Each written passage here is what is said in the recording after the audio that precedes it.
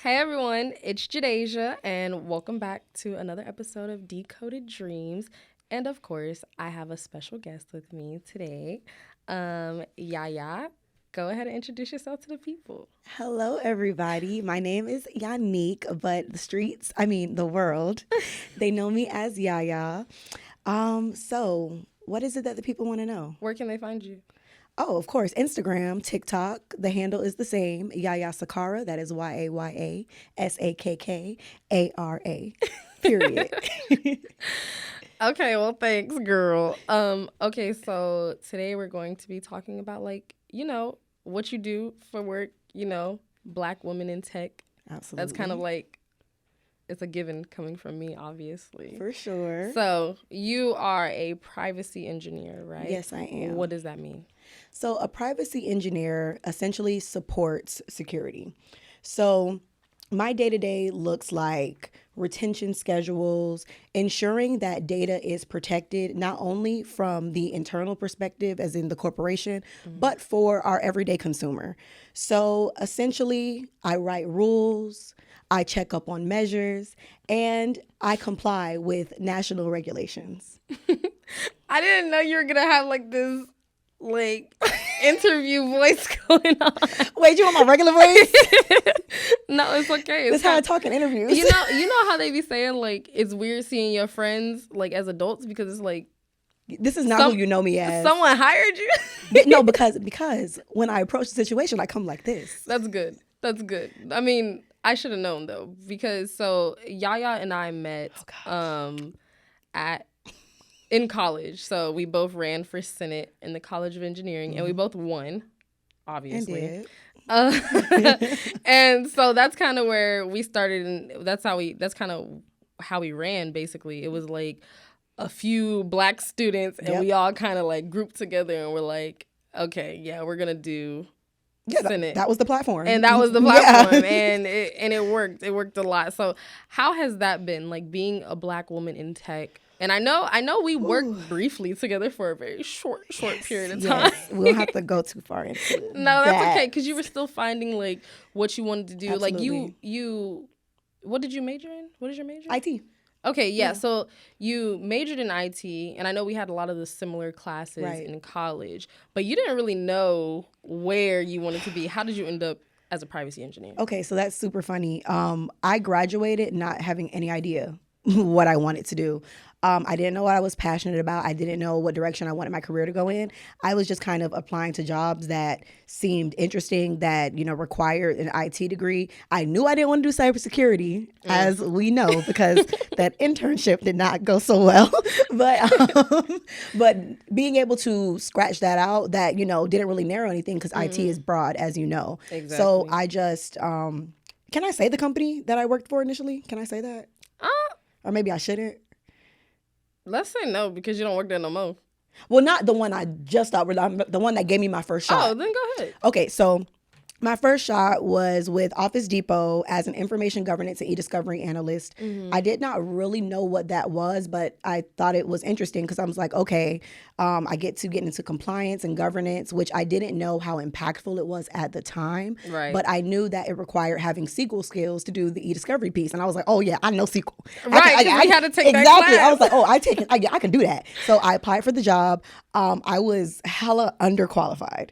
And that's what. Why you say that? No, just based off the job description. Oh, really? So they were asking for someone with 3 to 5 years experience. I think the internship I just completed was like 3 months long and kind of vaguely touched on those same skills. Yeah, whenever I was in like the job market, it's very rare that I have to apply for jobs now. Right. Right, because I just have those skills that are highly sought after.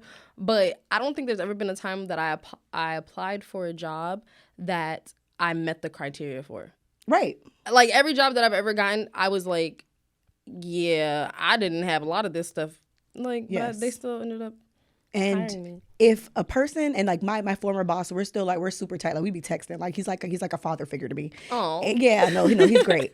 And we often we reflect upon the time that I got hired, and him saying, he was like, you weren't the most qualified for the job, but he was like, the reason I picked you is A, you had a degree in IT, and he was like, B, you had some experience enough for you to be moldable, but not so much experience where you weren't teachable. Oh, yes. And that's a really big deal in tech. And I know that like anyone who I speak to who's been in tech for a few years or more, like one thing that we always see is that there's those people who have been in tech for like 20, 25 plus years, and you can't tell them nothing. Right. They don't want to learn no new skills. They don't want to change. They don't want to do anything. And it's like, you can't be that way in tech because it's always evolving. Ooh.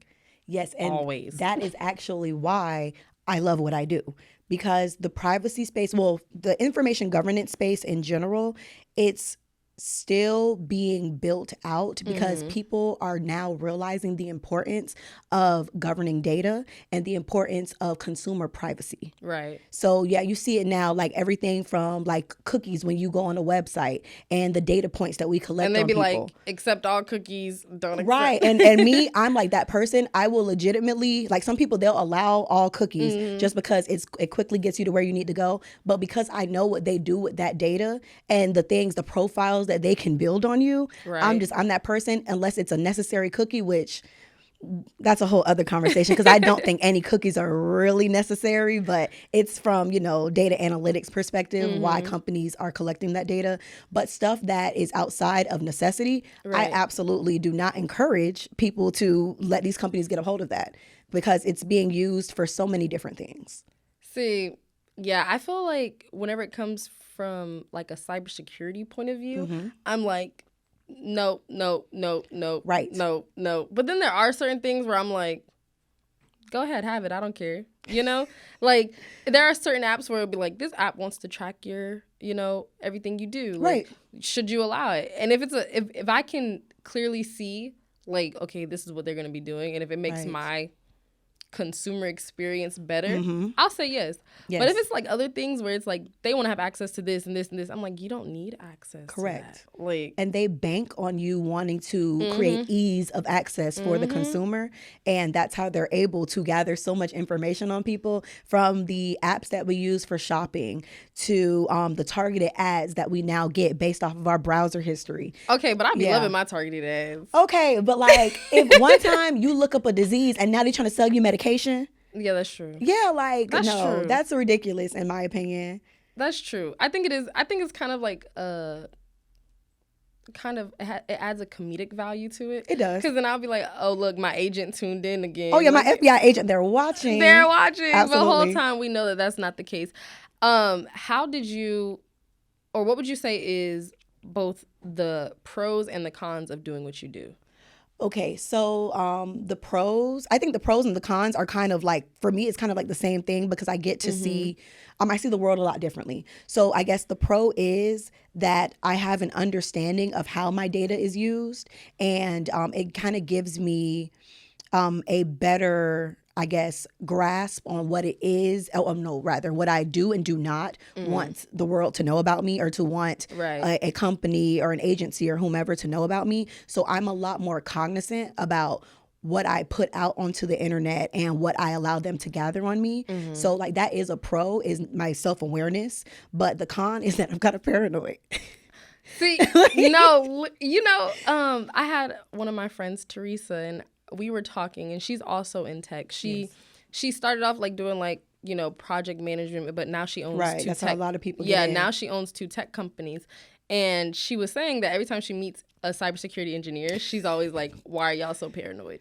Honey, do you see what we see? Yeah, I'm like, no, like y'all don't get, like when I tell you I can see every single movement, every click someone makes, like I don't think people who are at these jobs realize. But then also it's like, one thing that I see all the time is people going on websites they ain't got no business on their work device. And I'm like, why do you think we can't see that? We can see the title of every video you watched. We can see how long you was doing that, during what hours. And you could be like, oh no, I did all this. Especially for companies that like track time. Like if you have to clock your hours and track your hours and stuff, just know that I can see just how much of that is legit. I can tell you the exact moment you logged in, anytime you put in a bad password and it didn't work out.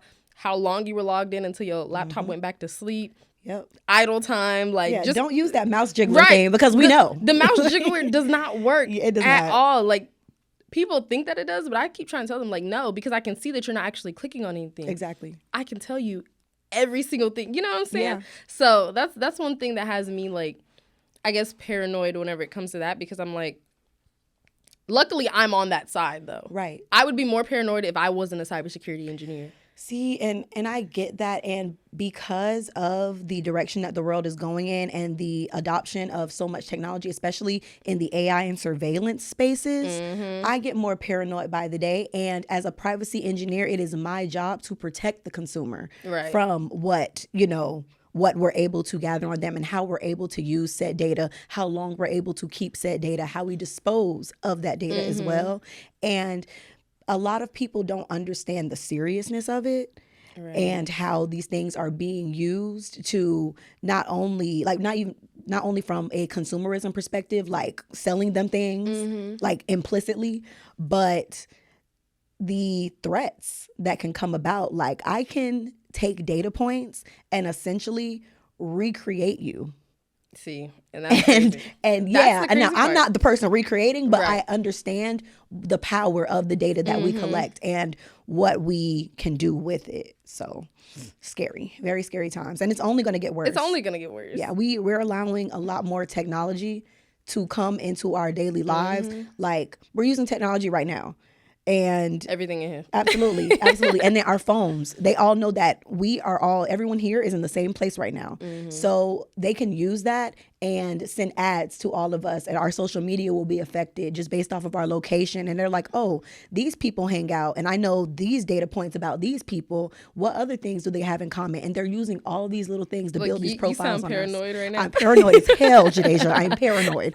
See, I sound like a conspiracy theorist, but this is not a conspiracy. This is real life. Yeah. That's exactly how you sound, but that's okay. Did you always want to do this? Like, no. What, before, like, growing up, what did you think you were going to be doing? I thought I was going to be a teacher. My mom's a teacher, and I adore my mom. So I thought I was going to be a teacher, and I love working with the youth. I actually, like, one of the biggest things that inspired me in undergrad to continue on this path of greatness was that there are going to be youth that look up to me, and I want them to pursue these same fields, especially young Black girls. Yeah. Like, I want to see a lot more of us, because it is very often that I walk into a space and I'm the only one. Yes. And it's 2024, and that's still the case. That is still the case. Yeah. And I say that in more than just like, oh, I'm the only Black individual here. Not only am I the only Black one, but I'm the only woman too. Right. You know, I'm the only young one. And of course. I'm the only one who doesn't like have like that stereotypical look, you know? Like, right. And I know, again, that's what I talk to with almost everyone who's in tech. Nowadays, like, we see people who it's like, wow, you look like you have like a social life. You know? I do. I'm a hot girl. Yeah. Yeah. No, you are. You really are. And I know, because sometimes I'd be out there with you. Sometimes. Not nearly. And we're slowing down. So, like, don't get it twisted. We're slowing down. No, like, we do luckily get to live a balanced life. Do you think that you being in tech has helped you do that? Or does it hinder you? What? It is the reason I'm able to afford the lifestyle that I currently have. And I always knew, like, growing up, my mom raised me to be very bougie. So I knew that yes, she did. Yes, she did. So I knew that whatever I pursued in life, it was going to have to be monetarily lucrative. And tech, it didn't always speak to me. It actually, the first time it ever spoke to me was I think I was in the 6th or 7th grade. It was in middle school. I had some sort of like computer class, and I had a teacher, and unfortunately I cannot remember his name at this time, but it was my first bit of exposure to computer engineering, and that's what I originally went into college for, was computer engineering. That's what you that was my original major. See, that's so funny, because whenever I enrolled at USF, my major was international studies. What? I was going to be on the pre-law track. Oh yeah. Like, I wanted to do like international relations, you know, like stuff like that. Because that is what I've been doing. So I went to like a magnet high school type situation. And like, instead of learning like, you know, the regular stuff, like, my classroom was a courtroom. Right. Yeah. Exactly. So like, that's like literally like that was the layout. Like, that was like our final exam, you know, stuff like that. Like, look at you now. I knew the U.S. Constitution. Yeah, that's why. Word for word. Girl, I barely know all 50 states. So like we did not like. I know I could list every single constitutional right, like every major court case and the outcomes of them, literally that's what I thought I was going to be doing. And then I don't remember what happened. Oh, I had an orientation leader. Right. One of my orientation leaders, I don't remember the girl's name, but I remember one of the guys' names, Kai. But the girl, they were both my orientation leaders, and the girl was like, "Oh, she does computer science," and I was like, "You do computer science?" Right. And like she wasn't a black girl; she was just a young, like, attractive girl, and she was like, "Yeah, I'm majoring in computer science," and I was like, right. That's weird. Like, I had just learned about it in my senior year of high school. So I was like, okay, like I learned like the cyber aspect, like cyber crimes and stuff like that. Right. But I was like, literally the day we were supposed to register for our classes, I switched. So I never even got to do anything as far as that. I feel like everything is in divine order. That it was really meant for you to come across someone who you saw something in them and was like, wow, okay. I mean, if she can do it, I can do it. Like, yeah, and that's literally what happened. Like she talked about it so well. Well, obviously, once I got into computer science, I realized that computer science it was too broad. Right. I wanted to be more on the cyberspace, but USF didn't have that at the time. Right. Yeah. They I remember. Yeah, they didn't have it at the time because I remember I was the first class enrolled, like as their undergrad cybersecurity track. But I left computer science and then I ended up going to, what was it, information technology or information systems? They had something along those lines where it was a little weird. Because the College of Engineering had cybersecurity and IT. I think business had MIS. Management Information Systems. Yeah, I don't think I did the IT. Because we stayed in the College of Engineering. Yeah, we so stayed it had in to College be of IT. Engineering. So yeah, that's what happened. And then literally by then I was already working. Right. I started working my freshman year of college. I was like, okay, working in a SOC, and then I tried to pull you in. And the thing is, you did successfully, and I do not regret the experience. Honestly, I'm very thankful for it because it showed me exactly what I did not want to do. Same. And it's crazy because you were good at it, and I feel like you were more passionate about it. I wasn't, and that also contributed to the fact that it did not work out. So there was that. I think it's because one, you and I think differently. Yes, like we talk about this all the time. We talk about this all the time, like, because I kept trying to figure out, like, why was I always getting so annoyed with how you would handle problems?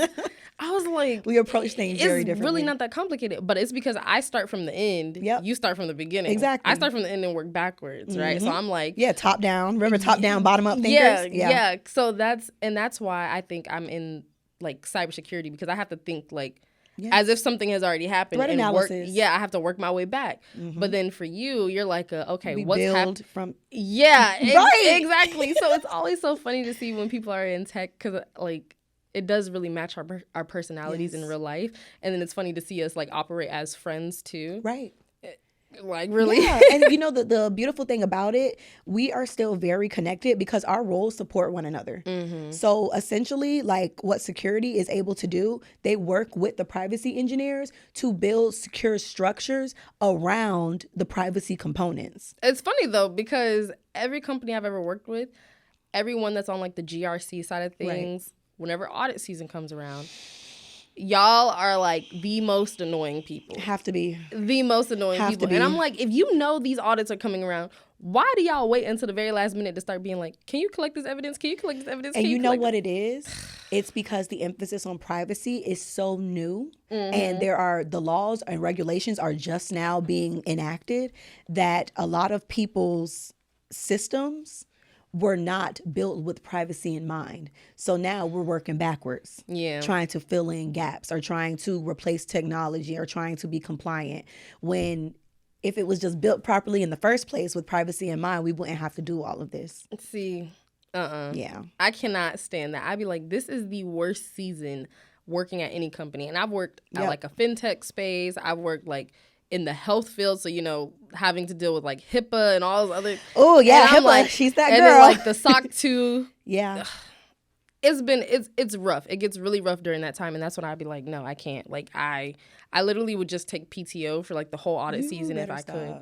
If I could, truthfully, if I could, I would, because I'm like, this is exhausting. But we need you to respond to the emails and hop on these calls. I don't even do that in real life. Stop it. And I think that's funny, because that's what I was about to ask you. Like, how has being in this space affected you like in your personal life? Because I know me, like when trying to build friendships or even like relationships, like even trying to date someone who's not in the space, like it's like they don't understand. I think people have a different viewpoint. And I think you and I was just talking about this yesterday. Because like I'll be like, yeah, I work remote. So people be like, you've been home all day. Why you didn't just do it? And I'm like, I've been in meetings all day. I've been having to do these projects, finish all these other things. Just because I've been home all day doesn't mean I've been free all day. Those are two different things. So I think that it breeds like unrealistic expectations whenever it comes to friendships and stuff like that. Friendships, dating, family. Like I think people have one outlook on how life is when you work in tech versus what it's really like. They see the glitz, they see the glamour, they see that we're traveling, they see that, you know, remote. So there's work from home and then there's remote. We are remote, which means we decide where we work. We are not bound to our an address, you know? I'm not. And people see that and they just assume that we are just out here gallivanting, not doing a doggone thing. And that is far from the truth. In fact, not going into the office makes you work more. Right. Because you don't have that degree of separation. I try to tell people that all the time. Like, I feel like because I am now like remote, like full time, I really do think that I work a lot harder. One, initially, I think I was working a lot harder to prove that like I'm actually doing my job. Because I know whenever people first started going, like working remote, a lot of leaders and management was a little iffy because they was like, how do I know that they're going to be actually working? Right. So naturally, I was paranoid too. I was like, how do they know that I'm actually working, you know? But you really don't know. But I will say this. I think now it comes with the history and the experience that I have. Although I do work, like I work a full-time job. I'm not as stressed out at work anymore because I know what I can get done and how fast I can get it done. So if I wanted it to take long, it can take long. But if I wanted to get it done in an hour, it could get done in an hour. Absolutely. You know what I'm saying? But everyone else don't be knowing that, you know? Right. So then they be like, well, why you ain't doing this? Why you ain't doing that? Why you ain't doing this? And then whenever it comes to dating people, and I'm trying to explain to them my work life and stuff like that. Yeah. When people hear cybersecurity engineer, of course they be like, oh, you make money. Right. Ooh, and they see you out here spending the money too. Right. And I'm like, okay. But then also I've learned that because of that, I think naturally people feel like since I make money and I'm doing what I'm doing, that they can do less. And that's for friends too. I'm not even talking about like just dating. Like that's for friends too. You know, like they'll be like, oh yeah, I'll show up. But then they'll be quick to be like, oh, can you pay for me to do this? Can you? I don't get paid for the next 3 weeks. Can you? Right. I'll pay you back. People assume like people. You know how people are constantly asking me for money. Yeah. Or like to borrow money.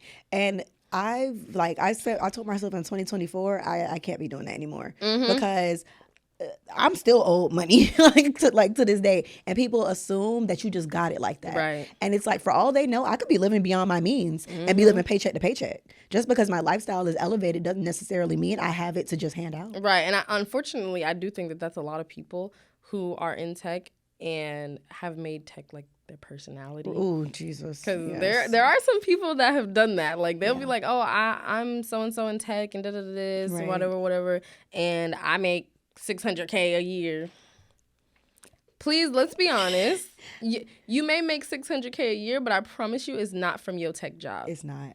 It's probably these courses you selling. Right. It's from the courses. It's from the affiliation links that you got. It's from the partnerships. You tell people the truth. Right. Yeah. And that's okay. Like, and I get it. Like anyone who is, because I know even me, like one of my purposes of being in tech, like I really want to encourage other people to get into tech. Like, so I do tell them. But one thing that I don't do is like paint a false picture. Like I'll be like, yeah, I can do this, and yeah, I make this much money. Like, I live a great life. Right. But then I tell them, I'm like, I didn't start off like this. Oof. Like granted, my first tech job, I was making the most money I've ever seen in my life. Right. Yes, but even then, like, I think my very first tech job, I was making $20 an hour. And at the time, this was...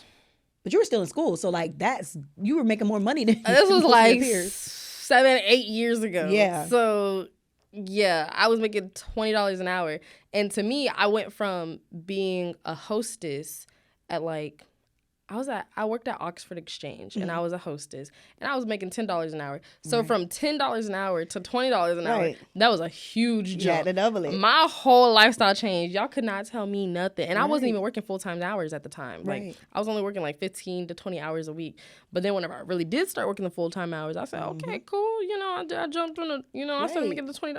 No, then they said, okay, let's bump you up to $60K salary. Yep. I'm 18. Right.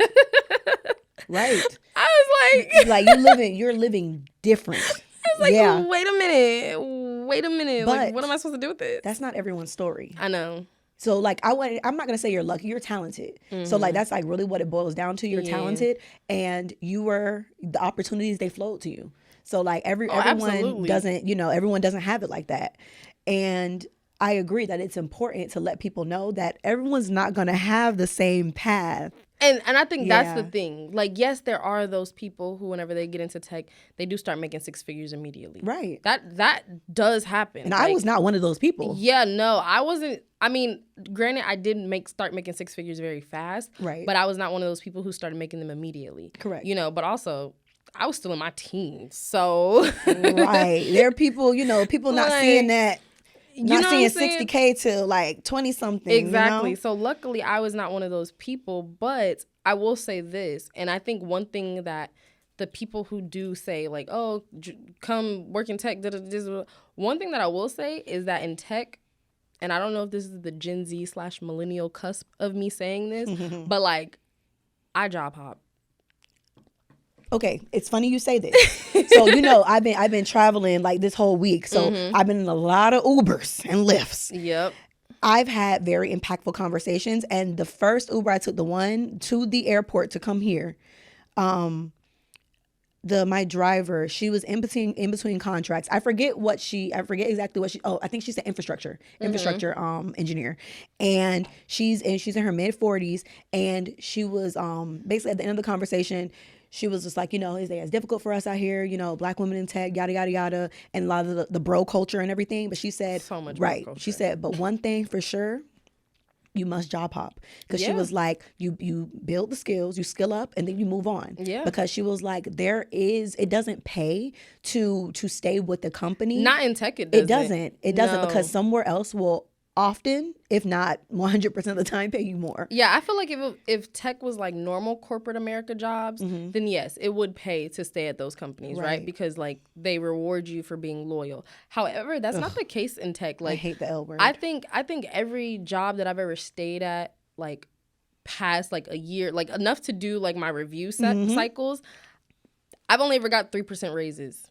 Yes, that's all they give you. Inflation doesn't even. Thank you. You get what I'm saying? So like by the time, sometimes even with those raises, I end up making less money because of inflation. Right. But whenever I have been like, okay, I've been here, yada, yada, yada, and then I jump. And see, another thing about me is that I'm not scared to take contract jobs. Like a lot of people, contract jobs are really where it's at because one, they pay you a lot, mainly because it's a short period of time. And then also because 9 times out of 10, you don't get PTO. So, like, if you take a day off. So, that's like, I remember my last contract job, I negotiated for having 3 weeks PTO. So, obviously, instead of actually getting that 3 weeks PTO, they ended up paying me as that 3 weeks PTO. And I didn't take a single day of PTO while I was there. Didn't take a single day. So, I got 3 weeks PTO, and I never took off. Crazy. But that's because the contract, it was like a few months long. So, I was like, but see, stuff like that. Imagine doing just contract jobs for like a whole year or even a few years. And every 6 months is a new job. Not only are you gaining new skills, but the paychecks are ridiculous. Now, granted, you might not have benefits. But that's not an issue, though. That's not an issue. But luckily, every contract job that I've been at, benefits have been included. So that's been a perk. Right. That's been a perk. PTO was never included, but benefits were included. So that's what I be trying to tell people. Like, sometimes you have to be comfortable with going the untraditional route, especially in tech, because tech changes so much and people and companies need different things, yada, yada, yada. So having as many skills as possible, even if they're not like, you're not the best person at those skills, having as many skills as possible and then not feeling like you need to stick it out. Like the moment you get those skills, go. And I think that's why my journey has been so convoluted is because I have like this loyalty bug for whatever reason where I start getting comfortable and I start building relationships. I'm huge on community. So like when I start building relationships, that comfort, it keeps me in a place, but I had to learn how to be comfortable with being uncomfortable because there is no growth without discomfort. And I find that once you start coming up on that year, you start itching a little bit and you kind of like, okay, so what's next? It's the year mark for me, definitely. Now, there has been like times where I've stayed with companies for longer, especially like my first company. Like, of course, you were there because I for a was few like, years. first of all, not only was I learning so much, but they were growing so fast that I was like, I want to be part of this. Like, like I'm one of those people. So like I always tell people whenever it comes to tech, like I don't try to be like, oh, let me go work at the biggest tech companies. Right? Because I feel like you don't get the same experience. You get lost in the sauce. Exactly. Like, I don't want to be just another number. I don't want to be like, my voice isn't heard whenever I have like these ideas. But I go work at like the untraditional tech companies. Like the untraditional companies that still have like a cybersecurity department. Yes.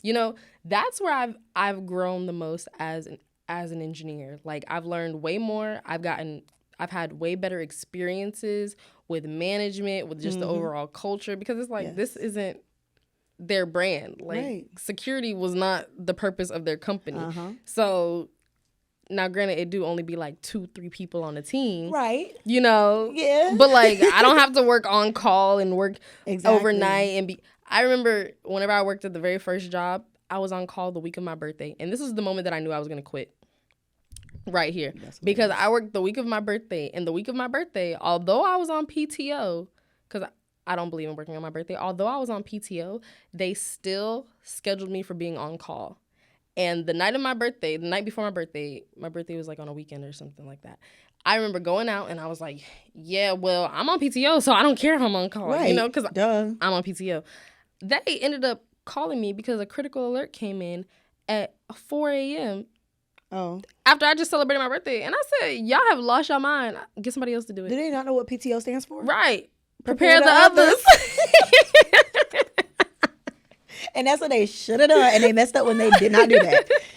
Yeah, no. I tell these people all the time, like, whenever it comes to, now, there has been times where I've had really, really good management, and that is what has caused me to be loyal. Right. Yeah, that'll do it. Like, my current leader that I report to, he is such a good leader. Oh, I love that. Such a good leader. And I'm just like someone that if I say, hey, look, I didn't like the way you did this, he's going to work to fix it. Yes. Like, I have that where I can go to him and be like, you said this today in today's meeting, and it made me feel like this, and I didn't like that. And he'll be like, okay, well, what would you have preferred I said? Or what could I have done better? How could we fix that? Or if I say, hey, I really want to transition into being like, say this, or why don't we have this implemented? He'll be like, go ahead. Whatever you need. Whatever you need. Like, I'm currently studying for my CISP right now, because I kept saying that I wanted to be like a director, or like a CISO and something like that. But then I was like, I started being around those individuals that are in those positions. Oof. And I was like, no, like, I don't know if that's what I want to do anymore, because of the fact that, one, they're not nearly as technical anymore. Like, they're very hands-off. Correct. I like being hands-on. I'm a problem solver. I love troubleshooting. I love building things. Yeah. Breaking things too. Yeah. And then fixing them after I broke them. Of course, making them better. So yeah. But like, I don't know. Like, I just decided that maybe that wasn't for me. But now that I have leadership and management that support me and constantly put me in positions, like they put me at the table. Yes. I have to travel and be on site and talk to other leaders. And I'm like, I am the youngest one in here by like a lot. Like, everyone in here could be my parents. I was about to say by at least 20 years. Yeah. That's usually how it is. I am always the youngest. I have never worked anywhere where there was someone younger than me. Ever. Yeah, I don't think I could say that either. Yeah, which is crazy because you're older than me. Right. Okay, not much older. Not much older. You're a lot older than me, but it's not much older. Not much older now. No, but yeah, I would sit there and I would just be like, wow, like, I don't know if this is what I want, but now that I have been encouraged and I have been poured into, which is very surprising, because like, I think that's it says a lot whenever someone wants to be a good leader, especially in tech, because the soft skills, the social skills in tech be lacking. Like, it's like pulling teeth trying to get someone to have like a normal conversation or to do any sort of conflict resolution. Like, it's like, okay, right, relax, like, it's okay. And then as a Black woman, obviously, it's like, he's passionate, but why? Yeah, you Right. came off very abrasive. Yes. You didn't really breed a culture of, you know, collaboration like that. Yeah. So, yeah, but now it's good. Now I'm in a position and you're in a position because we talk all the time. Yes. And it's like, look at how well we're doing as Right. Have come a long way. such a long way. Like, this is not, like, I don't know. I always knew that I was going to be successful because I never gave myself any other option. Facts. But I am. That's a bar. Hello. But I am living a life that is far beyond my wildest dreams. And I'm so thankful. Yeah. Yeah. What do you think is next? Oh, wow. I didn't think I was going to. I wasn't prepared for that question. What's next? What like, is next? And I mean even beyond like career. Like, what are going to be your focuses over the next 2 Well, 3 do you years? really want to know? Yeah, Can I I do. tell you guys a secret? Okay. I think I'm going to be moving. Oh yeah. I think I'm going to be moving. I am in Atlanta now, Mm-hmm. but I feel like 2024 might open the door to, say, Houston. Oh my goodness. I try to get everyone that I actually like to move to Houston, but I think Houston would be good, especially as far as tech goes. I know, like, and I agree. And I thought, like, Atlanta has been good. Atlanta's a place that I wanted to be for a while. I have no beef with Atlanta. I really do love it. But when we're talking about career progression and surrounding myself with the people that I know will inspire me to go far beyond where I'm at now, Houston has that. Yeah. For me, at least right now where I am in life, I believe Houston has that for me. It definitely does, especially for like, and not just, Houston is a really good place for any young Black, like, people who work. Like, yeah, professionals. Yeah, like really, like, and not just specific careers either. Like, obviously, it's really great for anyone that's in the medical field, Yes. engineering space, and not just tech engineering, but like the whole oil and gas Oh, market yeah, here that's is huge here. Huge here. Very so huge, like, yes. any sort of engineering is really good here. But then also like entrepreneurship, huge thing Right. here in Houston for sure. Like anyone who has like that drive Yes. to want to, like, if you're someone like me, like I want to be surrounded by people who kind of represent me, and not only on just like okay, they look like me. No, I mean like even like the way we think, the way we operate, our lifestyles. Like that's how I want to be surrounded. So that was part of the reason that I moved to Houston, and to buy a house and to find a husband. Not buy a husband, find a husband. Wait, I mean, I don't know if that's how they get down over here. No. But let's just say we're somewhat successful. Yeah. Somewhat successful. Somewhat successful. Okay, we'll just leave it at that. Let's just leave it at that. Yeah. So that's that. But okay, last thing, I swear. Last thing. We're having a good time. If you could give people advice, one, what would you say is necessary soft skills, like easily transferable skills to go into what you do? And then what would you say, like if someone is interested in that, what would you say their path should be? Ooh, okay. The second one is going to be kind of difficult because I'm not too sure. But the first one, soft skills for sure. Communication. You have to be an effective communicator because this involves a lot of understanding of policy, understanding of complex systems, and you have to be able to communicate your vision and what it is that you need the other teams that you collaborate with to accomplish in order to be compliant. So yeah, you have to be an effective communicator. You also can't be afraid to critique. Because of privacy's place in a lot of spaces and it being new and it involving kind of having to break some things down and revamp some things, you have to have critical conversations with your security teams and your infrastructure teams and like let them know like, hey, this is not going to work, and also be able to provide solutions, of course, because that's your job. But you can't be afraid to tell people that, no, you're going to have to break this down all the way, dismantle it. It's over with. Can't use it. And you don't mind saying actually, I love it. I love the power. No, I'm joking. Not really. But yeah, you have to be comfortable with getting uncomfortable, which is the theme of everything in tech. Exactly. For sure. And what was the second piece? My brain bad. The second piece was if someone wants to do what you do or just anywhere in the GRC field, like what would you say would be like, are there any certifications? Is there any like educational ways that you think that they should do? Like to help better their chances? So, since my path was very non-traditional, I just kind of fell into these positions.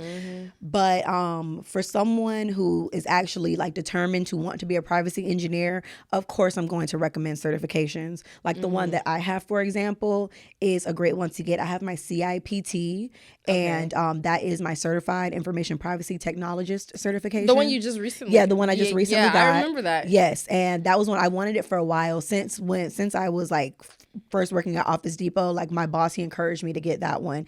And it helps you understand like the data life cycle and everything that you need to do to be a privacy technologist and essentially a privacy engineer. Yeah. So that's definitely a certification that I would recommend. As far as job experience, you want to try to get in as an information governance analyst. Like that will be a good introductory role before pursuing a privacy engineering role, so that you're more familiarized with retention schedules, data life cycle, and understanding how everything works in the compliance space. Yeah. This is so weird. I put the interview voice back on. I'm When I talk like, about my job, I'm like so passionate, but I also want to be very woman? clear. Yes, I'm girl. Like I'm over here trying to sit like with a straight face because I'm Yeah. just like, wow, like look at you talking about all this. Yes, And this is so- not the party girl that you do. Literally last night you had all those Okay, dance moves. first of all, I was dancing on a couch last night, and No, Yaya was going kind of crazy. yeah, so- but I work hard so I can party harder. and you do. Yeah, And you do. No, because and hey, not like in like a trashy way either, but like No, in a no, genuine, no. like have fun, party, Yes. enjoy life, and absolutely. you stick with the people that you care about and love, Yes. and you support them obviously because you Hell flew yeah. here for me. I did because it's not every day that your friend buys a house. No, that's true. That's facts. Yes, And it was big homeowner. big homeowner, not the little one. Oh goodness! But hey, brag. I mean, talk your talk. Sometimes I do, and sometimes. And she's still so humble, you guys. Sometimes. I just don't know how she. No, I'm being so serious. I do not know how you do it. You have so much that you could be bragging on, Woo! but you stay down to the earth, 10 toes, 10 toes down 10 toes down. with you on my side. This is going to be my maid of honor whenever I do decide I hope y'all know. to get married one day. Hmm. Anyways, yeah, so that's all I wanted to talk to you about. Okay. Obviously, you're about to go home with me, so we're gonna talk more. Right. But Oh my thank you gosh. so much for coming. Of course. Thank you all for tuning in to another Yes, thank you for episode having of me. Decoded Dreams with Jadejha and Yaya. Go ahead, tell the people. I don't know if you want to give them like a little motivational spiel or just tell them where to find you at one more time. Oh, of course. So first I'm gonna tell y'all where to find me because I know you're gonna come looking. Instagram Instagram and TikTok is @ YAYASAKKARA. And if I don't leave you with anything else, remember to always believe in yourself, and there is no dream that is outside of your attainment. So just go for it. Oh, she really hit them with the motivational quote. I did. I had to let them know. As a person that did not know that I was going to be sitting here right now being able to talk about my career, I want everyone to know that anything is possible. And you show me that all the time. I do. You really do. You tell me, apply for the job, do the thing. Just do and it. it always works out. Just do it. Yeah. Well, thanks. Thank you. You're going to say bye to the camera now? Bye. Other camera. This camera. Bye.